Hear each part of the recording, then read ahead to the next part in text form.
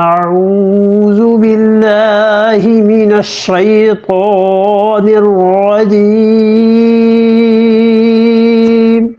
بسم الله الرحمن الرحيم ولو جعلناه ملكا لجعلناه رجلا وللبسنا عليهم ما يلبسون وَلَوْ جَعَلْنَاهُ اور اس کا دوسرا جواب دیا ہے۔ پہلی بات تو یہ فرما دی کہ تمہارا شبہ یہ ہے کہ نبی کریم صلی اللہ علیہ وسلم کے ساتھ کوئی فرشتہ آنا چاہیے، تو اچھا دیکھو اس کا پہلا جواب تو یہ دیا ہے کہ اگر فرشتہ آئے گا تو پھر حساب بھی پورے ہو جائیں گے۔ دوسرا جواب دیا ہے، ارشاد فرمایا، بلکہ یہ ان کا تیسرا شبہ ہے، اس کا جواب ہے۔ یہ شبہ یہ ہے کہ وہ انہوں نے کہا کہ فرشتہ جو تھا نا وہ کوئی اس دنیا میں آنا ایسا چاہیے تھا جو فرشتہ آ کے ہمیں سمجھاتا، یہ انسان ایسا ہے، کھانے کھاتا ہے اور بازاروں میں چلتا پھرتا ہے، یہ ہمیں سمجھانے کو کیوں آ گیا؟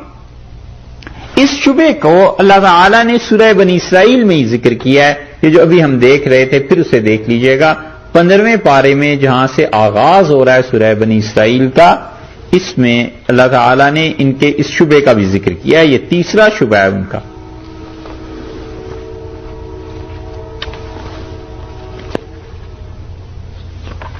سورہ بنی اسرائیل، اور اس کی سورت کا نمبر تو 17 ہے اور آیت نمبر ہے 95۔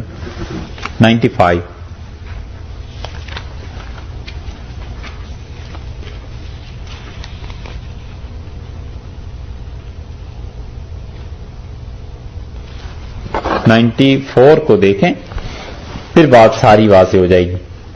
اللہ تعالیٰ فرماتے ہیں وَمَا مَنَعَ النَّاسَ أَن يُؤْمِنُوا، اور لوگوں کو کس چیز نے رکاوٹ ڈال دی کہ وہ ایمان نہیں لاتے؟ مکہ کے مشرکین، اِذْ جَاءَهُمُ الْهُدَىٰ، جب ان کے پاس صحیح ہدایت پہنچ گئی ہے کیوں نہیں ایمان لاتے؟ إِلَّا أَن قَالُوا، اعتراض کرتے ہیں اور کہتے ہیں ابعث اللہ بشر الرسول، اللہ نے ایک آدمی کو پیغام دے کر بھیجا، رجل بشر الرسول، ایک آدمی ہے، یہ کہتا ہے کہ خدا نے اسے رسول بنایا۔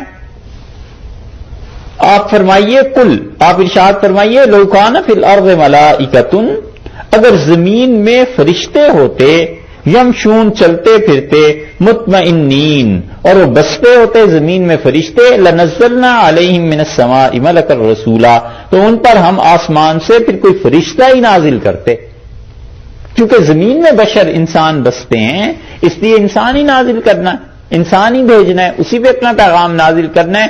اگر ان بستیوں میں فرشتے بس رہے ہوتے اور فرشتوں کی آبادیاں ہوتی تو ہم آسمان سے فرشتہ بھیجتے۔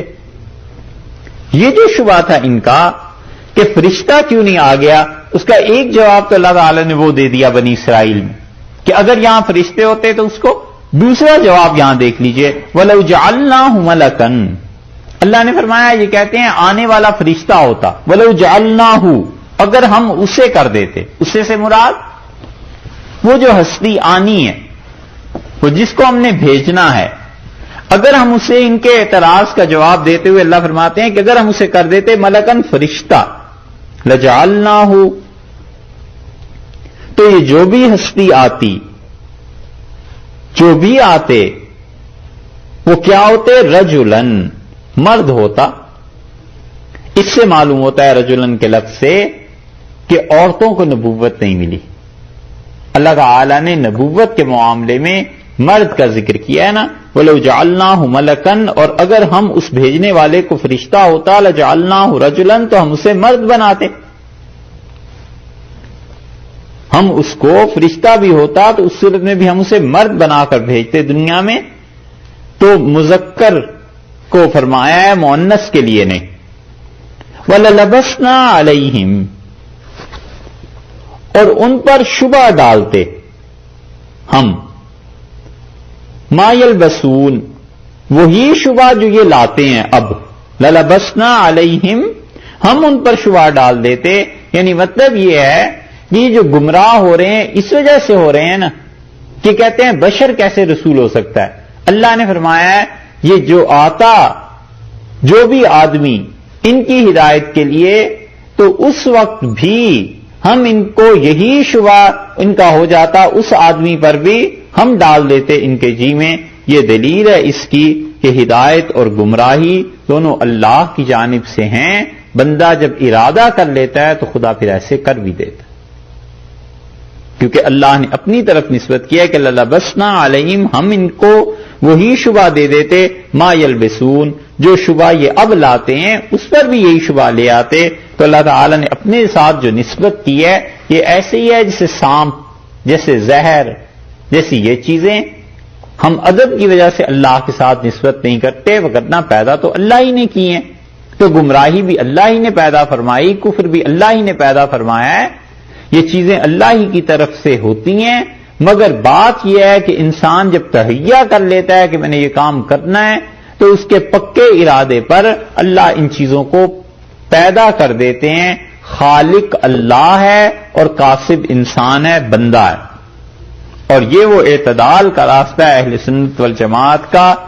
ہزارہا صفحات آپ اس بحث کے پڑھ لیں، اور کتابوں کی کتابیں آپ اس بحث پہ پڑھ لیں، آخر پہ پہنچ کے بندہ یہیں پہنچتا ہے۔ اور قرآن پاک کی اس قسم کی جو آیات ہیں نا، اس کا حل بھی یہی ہے کہ انسان یہ مانے اور عقیدے کے طور پر مانے کہ پیدا ان سب چیزوں کو اللہ نے کیا ہے، کفر کو بھی، ایمان کو بھی، اور گمراہی کو بھی، اور ہدایت کو بھی۔ ہاں اللہ نے انسان کو اختیار دیا ہے، اپنے اختیار سے جب وہ ایمان کی طلب کرتا ہے تو اللہ